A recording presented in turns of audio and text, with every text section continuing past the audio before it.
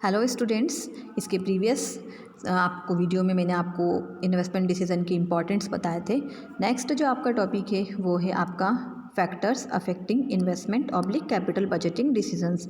देखिए, जैसे मैंने आपको बताया कि हम इन्वेस्टमेंट करते हैं, तो इन्वेस्टमेंट करते समय हमारे डिसीजंस को ऐसे वेरियस फैक्टर्स होते हैं जो अफेक्ट करते हैं। हमें कहाँ पैसा इन्वेस्ट करना है, तो उन चीज़ों को हमारे ऐसे बहुत से फैक्टर्स हैं जो अफेक्ट करेंगे। तो इसमें जैसे पहला फैक्टर आपको दिया है कि cash flow of the project. देखिए, सपोज़ आपके पास 2 प्रोजेक्ट हैं, आपको उस प्रोजेक्ट में से कौन सा प्रोजेक्ट में पैसा इन्वेस्ट करना चाहिए, तो इसे कौन सा फैक्टर अफेक्ट करेगा। तो देखिए, आप सबसे पहले ये देखते हो कि हम वही प्रोजेक्ट चूज़ करें जिससे आपका जो कैश फ्लो है वो क्या हो, कंटिन्यूसली हो। मतलब आपको एटलीस्ट उतना पैसा तो रिटर्न के फॉर्म में मिलता रहे, ताकि आप अपने डे टू डे एक्सपेंसेस का क्या कर सको, पेमेंट कर सको। ओके, तो यहाँ पे वही चीज़ दी है, जैसे whenever a company is investing huge fund in an investment proposal, it expects some regular amount of cash flow to meet day to day requirement. The amount of cash flow an investment proposal will be able to generate must be assessed properly before investing in proposal। मतलब आप वही proposal को choose करो, उसी proposal में पैसा invest करो जहाँ से आपका जो कैश फ्लो है वो कैसा हो, रेगुलर बेसिस में होता रहे, ताकि आप अपनी करंट एसेट्स की रिक्वायरमेंट को भी फुलफिल कर सको। ओके, सेकंड आपको दिया हुआ है रिटर्न ऑन इन्वेस्टमेंट। इसका शॉर्ट फॉर्म है ROI। Okay, return on investment. इसमें आपको दे रखा है कि the most important criteria to decide the investment proposal is rate of return it will be able to bring back for the company in the form of income. For example, if project A is bringing 10% return and project B is bringing 15% return, then we should prefer project B। देखिए बेटा, यहाँ पे जैसे इन्होंने आपको बताया है कि ROI, जैसे आपको भी पता है कि हमें जो हमारे इन्वेस्टमेंट पे रिटर्न मिलता है, हम हमेशा यही एक्सपेक्ट करते हैं कि हमारा रिटर्न क्या हो, इन मैक्सिमम परसेंट हो, क्योंकि हमारी यही इच्छा होती है कि हमने जितना पैसा इन्वेस्ट किया उस पर हमें ज़्यादा से ज़्यादा रिटर्न मिलना चाहिए।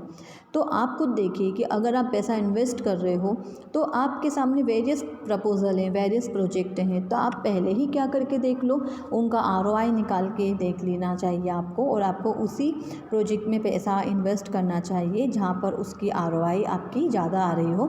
जैसे इन्होंने यहाँ पे 2 एग्जाम्पल्स दिए हैं कि प्रोजेक्ट A जो है वो 10% रिटर्न ला रहा है और प्रोजेक्ट B 15% रिटर्न ला रहा है, तो ऑब्वियस सी बात है कि we should prefer project number B because its percentage will higher compare to project number A।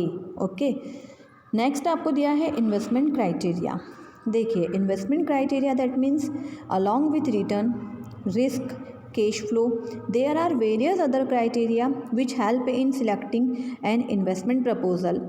देखिए बेटा, जैसे अभी मैंने आपको बताया कि हम उसी प्रपोजल को एक्सेप्ट करते हैं जिसमें रिटर्न बहुत अच्छा मिलता है, जिसमें रिस्क बहुत कम हो, जिसका कैश फ्लो स्मूथ हो, हम उसी प्रोजेक्ट को चूज़ करेंगे। लेकिन इसके साथ ही हमें और भी चीज़ों की ज़रूरत होती है, जैसे such as availability of labour, technologies, input, machinery etcetera. मतलब ये भी तो हमारे डिसीजंस हैं रिलेटेड टू अवर बिजनेस, क्योंकि हमें काम करने के लिए लेबर चाहिए, प्रॉपर टेक्नोलॉजी चाहिए, इनपुट्स चाहिए, मशीनरीज चाहिए, तो इन चीज़ों पे भी तो हमें डिसीजंस लेना चाहिए। तो the decisions to invest in a particular project involve number of calculation regarding the amount of investment, interest rate, cash flow and rate of return. मतलब इनके अदर देन हमारे सामने और भी बहुत से डिसीजंस होते हैं।